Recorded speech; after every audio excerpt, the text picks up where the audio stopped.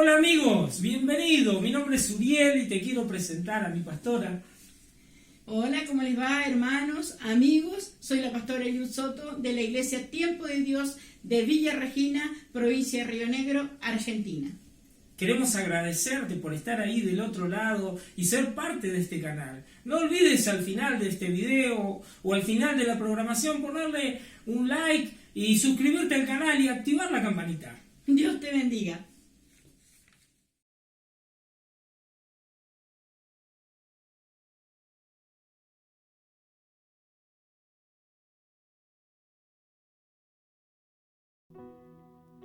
Sublime gracia del Señor, que a un infeliz salvó. Fui ciego, mas hoy miro yo, perdido y Él me halló.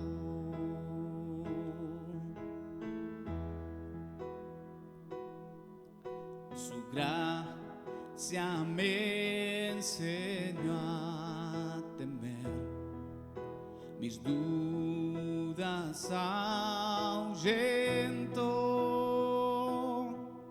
Oh, cuán precioso fue a mi ser cuando Él me transformó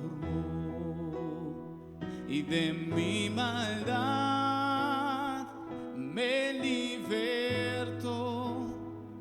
Mi Salvador me rescató, y como el mar fluye su amor, sublime gracia y amor.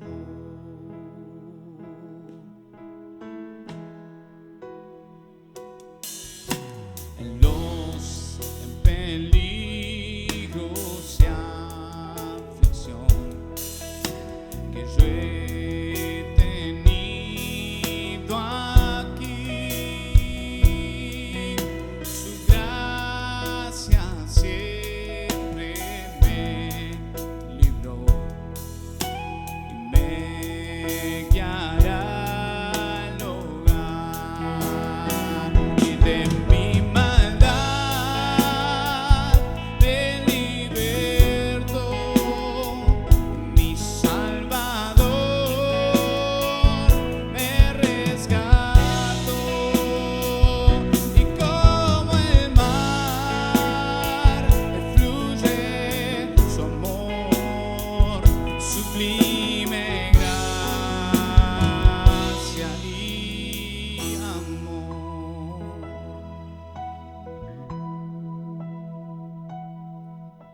Y cuando en Sión por siglos mil brillando esté cual sol, yo cantaré por siempre ahí su amor que me salvó,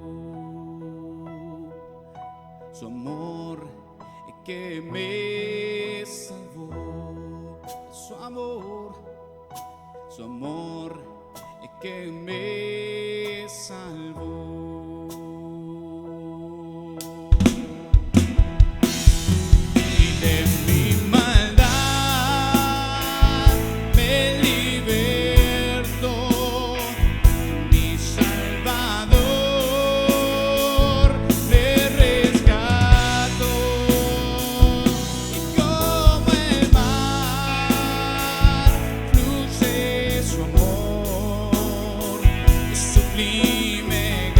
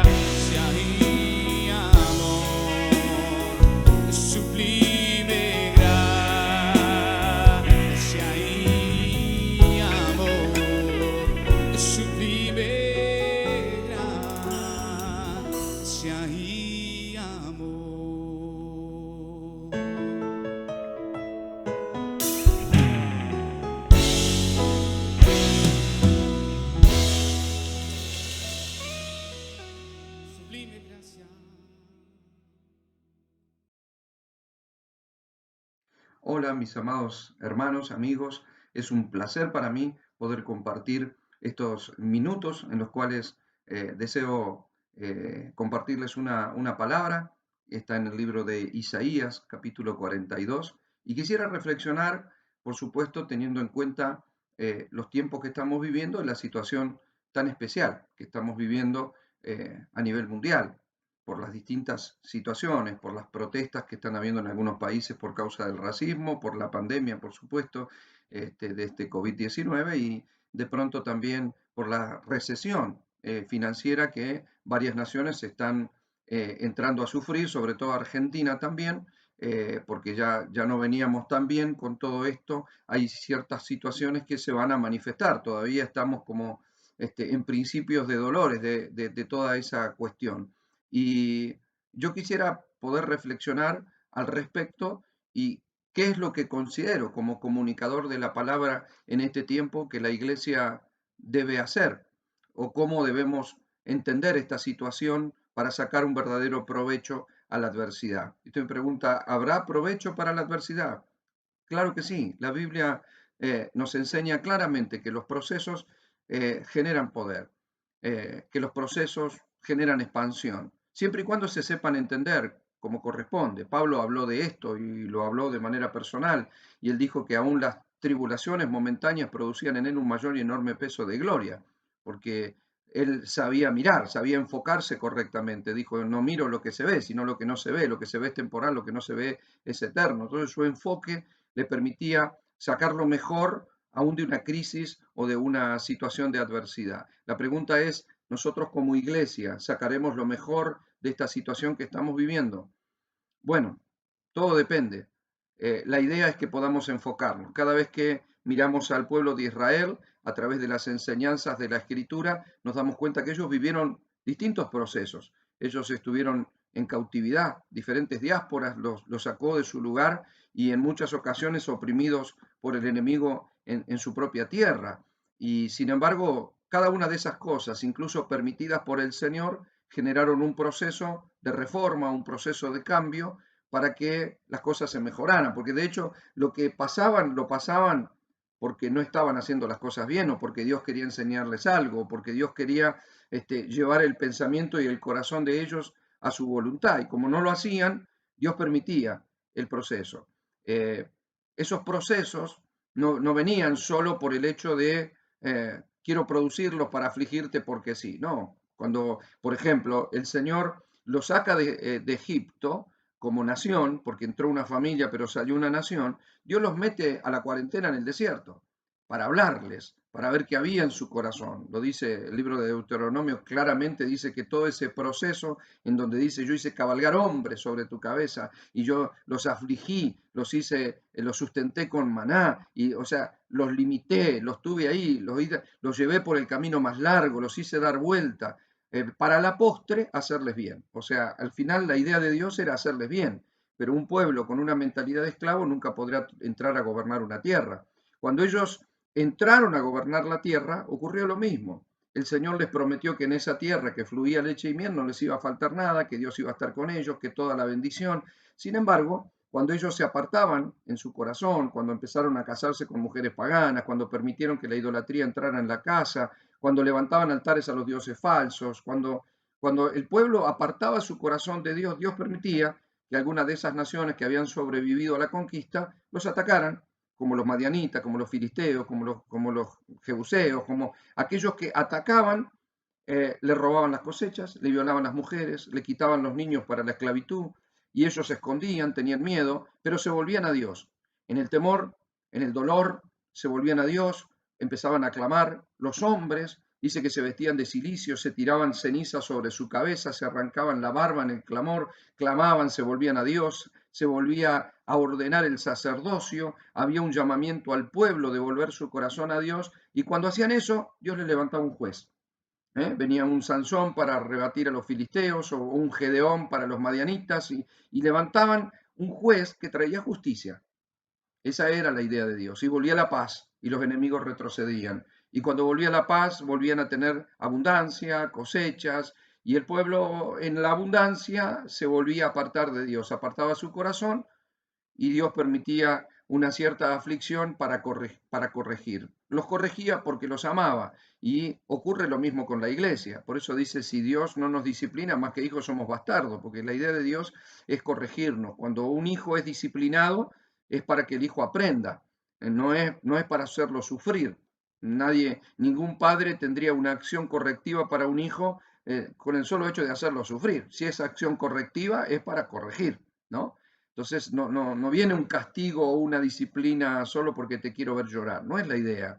Los procesos que se viven en el mundo también tienen como parte a la iglesia, pero cuando nosotros vivimos reino, el reino es justicia, paz y gozo del Espíritu. Eso no habla de que la justicia va a ser la social, no habla de la paz porque no estemos en medio de una guerra o en una situación de conflicto, no habla del gozo porque estamos alegres. No está hablando de las situaciones naturales. En un mundo imperfecto, injusticia siempre va a haber, pero la justicia tiene que estar acá adentro. O sea, Jesús fue crucificado con falso testimonio, con golpes, con injusticia. Sin embargo, él vivía reino, así que él vivía justicia, porque él estaba en justicia delante del Padre.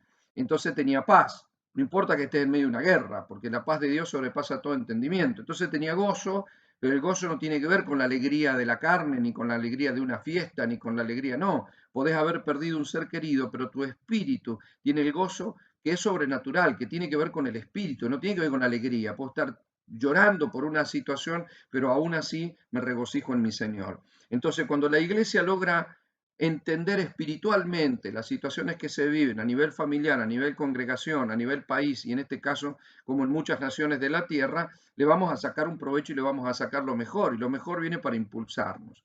Israel vivió esto en distintas ocasiones y por eso lo tomo como ejemplo. Por ejemplo, cuando Babilonia sitió a la nación y sitió Jerusalén hasta que ellos se rindieron y fueron deportados. Bueno, lo dice claramente el profeta Jeremías, que fue profeta de esa época. Serán 70 años los que van a pasar en cautividad, pero yo después los voy a libertar. Le dice el Señor, voy a despertar mi buena palabra, porque los pensamientos que tengo acerca de vosotros son pensamientos de bien y no de mal, pensamientos de paz y no de guerra. Son pensamientos, yo deseo darles lo mejor. Lo que Dios está diciendo es, no puedo evitar la cautividad. De hecho, ellos querían evitarla, los falsos profetas decían que no iba a haber cautividad, dando una buena noticia, y Jeremías se oponía diciendo, no, va a haber cautividad y tendrían que entregarse, Dios quiere que se entreguen. Entonces le pegaban, lo metían preso porque consideraban que Dios no podía estar hablando tal cosa. Los otros profetas decían, no, le vamos a ganar, nos vamos a vencer, Dios los va a derribar. Y Dios no los derribó, estuvieron 70 años de cautividad que bien entendida pueden ser para sacar provecho y volver al pueblo al corazón de Dios. Esto fue una constante. Cada vez que el pueblo caía en esclavitud, en una de esas situaciones de opresión, era correctivo, era para que se volvieran a Dios, era para que se arrepintieran, y cuando se arrepentían, el Señor volvía a traer la bendición, como le prometió cuando Salomón inauguró el templo, ¿verdad? Si mi pueblo se humillare y buscar en mi rostro y se arrepintieran de sus pecados, entonces yo sanaré su tierra, entonces la abundancia vendrá sobre toda la nación. O sea, si pecaron, bueno, hay cosas que no nos van a ir bien. Entonces, cada vez que hay un proceso, cada vez que hay una presión, un conflicto, tiene que mejorarnos. La idea de apretar un limón es poder sacarle el jugo. La idea de una presión es poder encontrar poder. Si algo permite Dios, bueno, preguntémonos por qué, y de todo esto que salga lo mejor para que la iglesia pueda avanzar a la plenitud. La plenitud, según Pablo lo habla la carta a los Efesios, viene después de los procesos que nos maduran.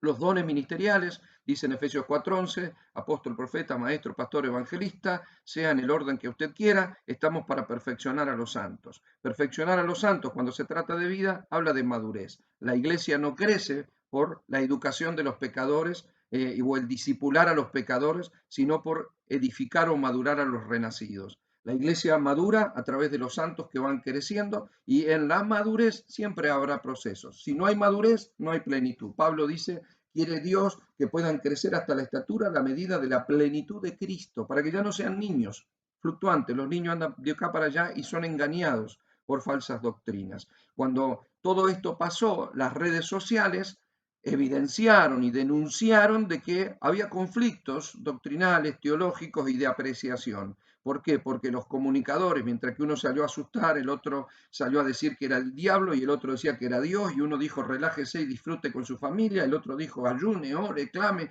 O sea, todo eso, esos mensajes tan dispares que se vieron en las redes sociales, incluso las discusiones públicas, las denuncias de un ministro con otro ministro, que falso apóstol, que falso profeta, habla de inmadurez absoluta. O sea, en una ocasión veí en la red social, vi un ministro exhortando, diciendo que tal apóstol era del diablo y falsa doctrina y que era ladrón y qué sé yo cuántas cosas.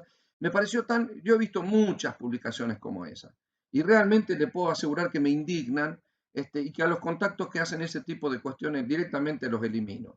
Ahora, ¿qué es lo que ocurrió? Era tan agresivo lo que decía este hermano que yo le escribí por privado y le puse, hermano, por favor, tengamos paz. Está bien que usted vea una diferencia, pero Dios no nos llamó a hacer esto. Entonces, claro, me contestó también con la misma violencia con la que escribía y me dijo que él estaba haciendo lo que Pablo hacía, denunciar públicamente.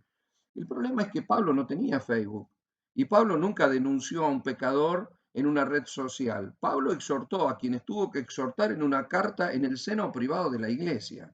Entonces, y con una autoridad asignada por Dios para esa iglesia, ¿no? A ver, yo no puedo andar corrigiendo lo que se hace en otro lado, ni diciendo que fulano es del diablo y que es de... A ver, que sea este tiempo de proceso para que nos enfoquemos, para que actuemos con humildad, para que si algo estamos haciendo equivocadamente, si nos hemos atribuido una asignación que Dios no nos dio, si de pronto un nombramiento que se le ocurrió al hombre y se dijo apóstol cuando no lo era, si se dijo pastor porque quiso abrir una iglesia para ayudar a Dios pero no tiene un llamado, si es evangelista pero está de pastor, tiene que haber un ordenamiento en la iglesia, tiene que haber un renunciamiento al activismo, al ego personal, al orgullo, al exitismo, al querer tener éxito a través de cuánta gente tengo, de cuánto el ministerio, qué templo edifiqué, porque al final la riqueza de la iglesia es la gente, lo que debemos edificar son santos y no ladrillos, sino piedras vivas, y no hay éxito en todo esto sino en hacer la perfecta voluntad de Dios, tanto en un pastor que le predica a los mapuches en la cordillera, como en un pastor o un apóstol que tiene 10.000 personas en Miami. Es decir, no hay ese éxito que uno ve y esa admiración que uno, todo eso, amado, mire, cuando salga el sol de justicia, todas las estrellas se van a apagar, porque ocurre, ¿no es cierto? Las estrellitas están ahí en la oscuridad, pero cuando sale el sol, las estrellas se apagan. Y la idea es que alumbre Cristo y que podamos tener la unidad que Dios nos reclama, porque Jesús dijo en Juan 17 que teníamos que ser uno, como Él era uno con el Padre, para que el mundo crea. El mundo va a creer cuando dejemos de discutir lo que Dios no discute, cuando tengamos paz, aunque uno cante una canción y uno canta de otra, aunque uno se ponga corbata y el otro predique de remera, cuando dejemos de discutir tonterías, cuando dejemos de separarnos por doctrinas que no son fundamentales y dejemos de atribuirles cosas diabólicas a otras personas si desconozco, no lo conozco, no lo sé, o tal vez critico lo que no veo, porque al final fue lo que hicieron los fariseos con Jesús. Dijeron que era hijo del diablo y era el mismo Cristo. Entonces, se equivocaron, tenían la Biblia, pero eran unos religiosos, y toda religiosidad tiene que caer, y todo sacudón que venga, y todo proceso que venga en este tiempo tiene que sacar lo mejor de nosotros. Tiene que haber un despojarnos de todo lo que nos sirve y de toda mezcla que hayamos permitido que roce nuestra vida. Yo en varias ocasiones he enseñado esto porque Dios me lo habló y marcó mi corazón y mi ministerio, ¿no?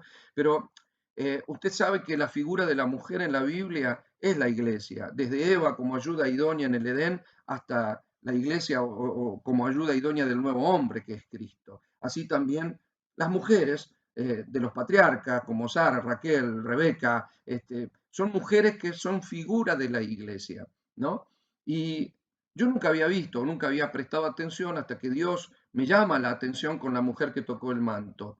Porque cuando la mujer que toca el manto fue en busca de sanidad, es porque estaba pasando un proceso de impureza. La mujer en su etapa de purificación, en esos días de purificación, en el antiguo pacto, era mandada a estar en su casa, a no tocar nada. Todo lo que tocaba podía ser inmundo. De tocar una olla, una silla, todo quedaba inmundo. Entonces eran días de purificación, de encierro, eran días donde no estaba fértil para poder fructificar, no podía trabajar, no podía tocar, no podía cocinar, eran días de no hacer nada, porque Dios les mandó así, a hacer eso. Imagínense, esta mujer llevaba años con un flujo de sangre, imagínense usted.